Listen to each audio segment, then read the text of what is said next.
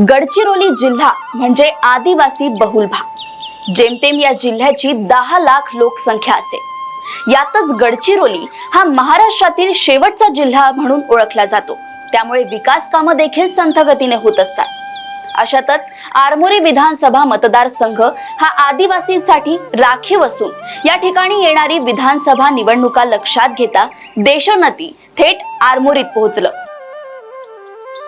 चारी बाजूने जंगल असणारं आणि निसर्गरम्य वातावरण असणारा हा परिसर शेतीसाठी उपयुक्त असून पावसाळ्यात या ठिकाणी बऱ्यापैकी पाऊस पडतो। त्यामुळे या ठिकाणी स्थानिकांचा शेती हाच मुख्य व्यवसाय आहे। नुकत्याच लोकसभा निवडणुका संपल्या आणि महाविकास आघाडीला बऱ्यापैकी यश मिळालं। त्यामुळे या परिसरात काँग्रेसनं सध्या कंबर कसली असून काँग्रेस आता समाजात कार्यशील असणाऱ्या उमेदवारांना संधी देण्याची शक्यता वर्तवली जात आहे। अशातच आरमोरी विधानसभा क्षेत्रात विद्यार्थ्यांना जीवनाचे धडे शिकवणारे शिक्षक रामदास मसराम हे सध्या येणाऱ्या विधानसभा निवडणुकीसाठी इच्छुक उमेदवार आहेत। आज देशोन्नतीच्या माध्यमातून त्यांच्या कार्याचा हा थोडक्यात आढावा। नमस्कार, देशोन्नतीमध्ये मी स्वप्नील दुधारे आपलं स्वागत करतोय। आज आपण गडचिरोली जिल्ह्यातील आरमोरी तालुक्यात आलोय। आरमोरी विधानसभा क्षेत्रात आलो आणि विशेष म्हणजे देसाईगंज या तालुक्यात। या ठिकाणचा जर विधानसभा क्षेत्राचा इतिहास पाहायला गेला तर 2004 आणि 2009 हा काँग्रेसकडे होता या ठिकाणचा हा क्षेत्र। तर 2014 ला या ठिकाणी भाजपाने आपला उमेदवार उभा केला आणि मोदी लाटमध्ये ते निवडून आले। म्हणजे अर्थातच 10 वर्ष काँग्रेसकडे आणि 2014 पासून आता 2024 म्हणजे ही 10 वर्ष भाजपाकडे या ठिकाणची सत्ता होती। खरं तर या ठिकाणचा विकास कामं आणि या ठिकाणचा आपण पाहतोय की म्हणजे महाराष्ट्रातून अगदी शेवटचा टोकाला असणारा हा गडचिरोली जिल्हा आणि या ठिकाणी विकास कामं तेवढ्या संथ गतीने होतात। पण या ठिकाणी आता येणाऱ्या विधानसभा निवडणुका लक्षात घेता या ठिकाणी विशेष म्हणजे अनेक उमेदवार काँग्रेसकडून देखील इच्छुक आहेत। त्यापैकीच एक उमेदवार आपल्यासोबत आहेत रामदास मसराम सर।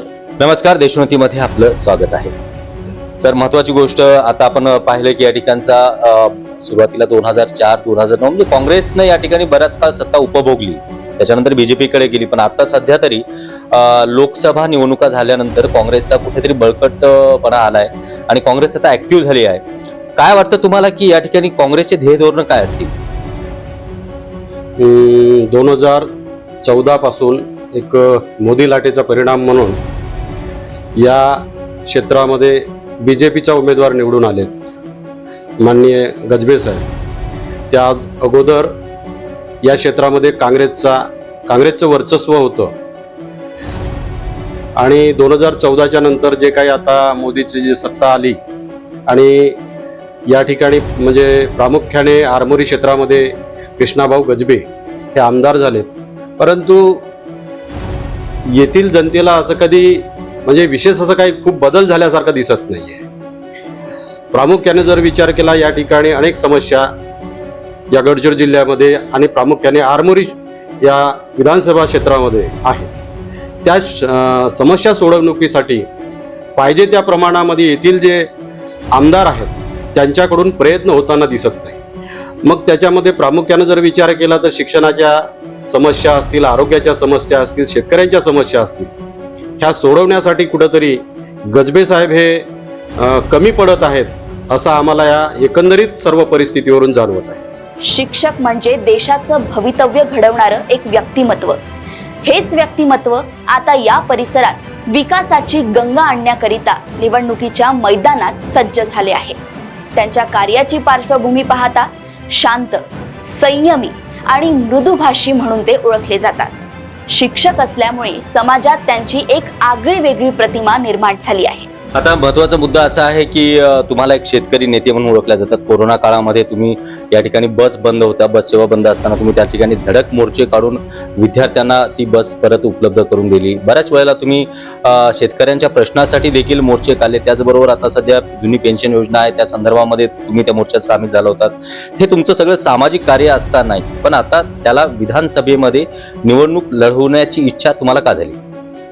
ऍक्च्युली मी एक शिक्षक होतो आणि शिक्षक आहे, जवळपास 31 वर्ष मी शिक्षक म्हणून कार्य केलेलं आहे आणि हे कार्य करत असताना मला ज्या समाजातील घटकांच्या ज्या व्यथा आहेत त्या व्यथा पाहता मला असं वाटलं कुठंतरी एक समाजाकडे लक्ष देण्याची आज प्रामुख्याने गरज निर्माण झालेली आहे. आणि म्हणून मी एक सामाजिक उद्देश ठेवून शेतकऱ्यांच्या समस्या कशा सोडवता येतील आणि त्या कशात शेतकऱ्यांना न्याय देता येईल या दृष्टिकोनातून आपलं हे प्रयत्न चालू होतं. अशातच जेव्हा आपल्या या जिल्ह्याचे पालकमंत्री माननीय फडणवीस साहेब आणि राज्याचे ऊर्जा मंत्री माननीय फडणवीस साहेब यांनी विधानसभेमध्ये घोषणा केली होती की आम्ही शेतकऱ्यांना 12 तास विद्युत पुरवठा सुरळीत देऊ, परंतु फेब्रुवारी महिन्यामध्ये एक निर्णय घेऊन शेतकऱ्यांना 12 तासावरून 8 तासाचा विद्युत पुरवठा करण्यात आला. आणि ज्या शेतकऱ्यांनी शेतीची लागवड केली 12 तास विद्युत पुरवठा मिळेल म्हणून, त्या शेतकऱ्यांच्या शेत्या मरायला लागल्या होत्या. आणि म्हणून शेतकरी एक आक्रोशित झाला होता, कारण त्यांचं शेतं मरायला लागलेली होती, त्यांचं पीक करपायला लागली होती. अशा वेळी शेतातील पिकं वाचवण्यासाठी शेतकऱ्यांची जी धडपड होती त्या धडपडीमध्ये मी एक सहभाग म्हणून शेतकऱ्यांच्या सोबतीला आलो आणि शासनाला या बाबतीमध्ये झुकवण्याचं काम आम्ही शेतकरी बांधवाच्या वतीनं आणि माननीय राज्याचे विरोधी पक्षनेते विजयभाऊ वडेट्टीवार साहेब यांच्या सहकार्यानं आणि अथक प्रेरणेनं आम्हाला ते शक्य झालं आणि शासन झुकलं आणि 12 तासाचा विद्युत पुरवठा हा शेतकऱ्यांना मिळाला आणि शेतकऱ्यांचा त्या ठिकाणी फार मोठा एक विजय झाला असं म्हणायला काय हरकत नाही. अडल्या नडल्याच्या मदतीला धावून जाणं हा त्यांचा मूळ स्वभाव आहे. यापूर्वी त्यांनी शेतकऱ्यांच्या शेतीला 24 तास विद्युत पुरवठा करण्यात यावा या प्रमुख मागणीला घेऊन जनआक्रोश मोर्चा काढत शेतकऱ्यांची बाजू भक्कमपणे मांडली. चक्काजाम आंदोलन असो की एखाद्या मागणीसाठी आमरण उपोषण असो, रामदास मसराम हे कायम आघाडीवरती असणारे व्यक्तिमत्व आहे. यांनी अनेक आंदोलने छेडली. ओबीसी आरक्षण आंदोलन असो अथवा शिक्षकांची पेन्शन योजना आंदोलन असो, या सगळ्यात ते हिरिरीने सहभाग घेतात व शेतीमधील लोड शेडिंग संदर्भात त्यांनी आंदोलन केली तर शेतकऱ्यांचा वीज पुरवठा सुरळीत करण्यासाठी देखील त्यांनी शासन दरबारी महाराष्ट्र राज्याचे विरोधी पक्षनेते विजय वडेट्टीवार यांच्या माध्यमातून सातत्याने पाठपुरावा केला. अतिशय सुंदर माहिती दिली तुम्ही. यात आणखीन एक महत्वाचा मुद्दा असा येतो की सध्या काँग्रेसचं या ठिकाणचं वर्चस्व पाहता यापूर्वी काँग्रेसची या ठिकाणी सत्ता होती, पण तुम्ही काँग्रेस या पक्षाकडूनच निवडणूक लढवण्यासाठी इच्छुक का आहात? तसं पाहता काँग्रेसचे हे विचारधारा आहे ही सर्व समाज घटकांना सोबत घेऊन चालणारी अशी विचारधारा आहे. आज जे देशामध्ये 2014 पासून जे वातावरण निर्माण झालं त्यामध्ये अनेक समाज घटकांना डिवाइड अँड रूल सारखा एक भाग निर्माण करण्यात आलं आणि समाजामध्ये तेढ निर्माण करून एक सत्ता भोगण्याचं काम या महाराष्ट्रानं पाहिलं आहे, देशानं पाहिलेलं आहे. या देशामध्ये संविधानाला जाळण्यापर्यंत देखील हात पोहोचलेले आहेत आणि अशा वेळी एक संविधानाचं रक्षण होणे ही अत्यंत आवश्यक बाब आहे. अनेक घटना आपण या महाराष्ट्रातच नाही तर संपूर्ण देशामध्ये बघतो आहे. मणिपूर सारखी घटना असेल, त्या घटनेवर या देशाचे जर प्रधानमंत्री कसल्याही प्रकारे जर आपली प्रतिक्रिया देत नसतील तर ही फार मोठी या देशात जे राज्यकर्ते सरकार आहे त्यांच्यासाठी एक निंदनीय बाब मानायला काय हरकत नाही. अशा प्रकारचं मला या ठिकाणी नोंदवू इच्छितो आहे. तुमचं आरोग्य संवर्धन हेच आमचं धोरण. या तत्वावर आरोग्य सेवा हीच ईश्वर सेवा या उदात्त हेतूने रामदास मसराम मित्र परिवार व काँग्रेस कमिटीतर्फे अनेक आरोग्य मेळाव्यांचे आयोजन देखील करण्यात आले.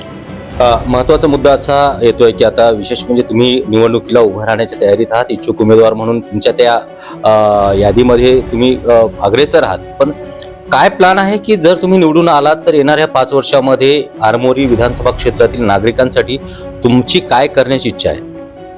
सर्वात प्रथम मी एक हाळा मासाचा शिक्षक असल्यामुळे या ठिकाणी ज्या शाळांमध्ये शिक्षकांची आज रिक्त पदं आहेत, खऱ्या अर्थानं ज्या 6 ते 14 वयोगटातील मुलांना जो शिक्षणाचा अधिकार मिळालेला आहे, संविधानानं तो अधिकार दिलेला आहे, त्या अधिकारावर गदा आणण्याचं काम या शासनानं केलेलं आहे अनेक शाळांमध्ये शिक्षक नाही आहेत, म्हणजे भरत्या नाही आहेत आणि त्याच्यामुळे त्या विद्यार्थ्यांचं अतोनात नुकसान होताना आपल्याला दिसत आहे.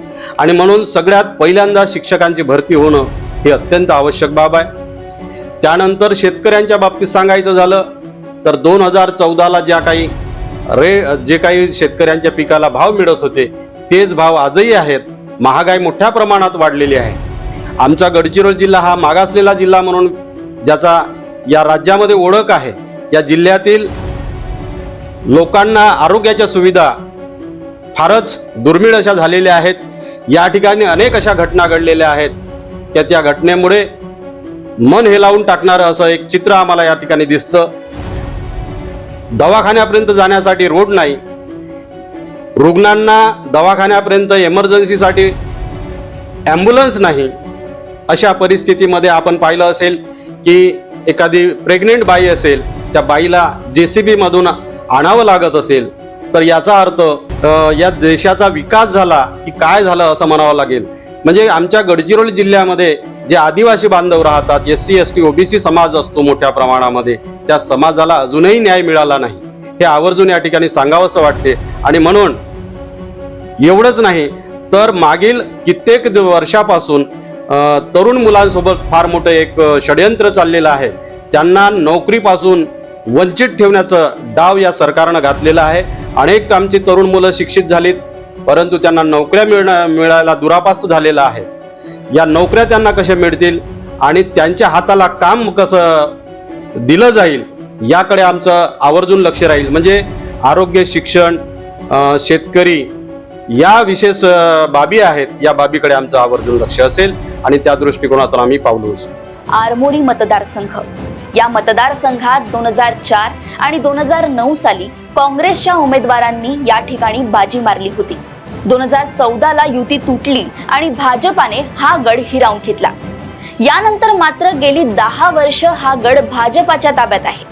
पण आता सध्या लोकसभा निवडणुकीनंतर काँग्रेस पुन्हा या ठिकाणी आपला जोर लावत असून या ठिकाणी काँग्रेसच्या उमेदवारांमध्ये उमेदवारी मिळवण्याकरिता रस्सीखेच सुरू आहे. सध्या महाराष्ट्रात सगळ्यात मोठा मुद्दा गाजतो तो म्हणजे OBC आरक्षणाचा, ज्याच्यावरनं अक्षरशः लोकसभा निवडणुकामध्ये देखील खूप गदारोळ माजला होता. बऱ्याच नेत्यांना ह्या आरक्षणाच्या मुद्द्यावरून तोंड द्यावं लागलं. काय वाटतं तुम्हाला, तुम्ही त्या आंदोलनामध्ये सहभागी होतात, काय वाटतं की काय तुमच्या पुढच्या हे काय असतील?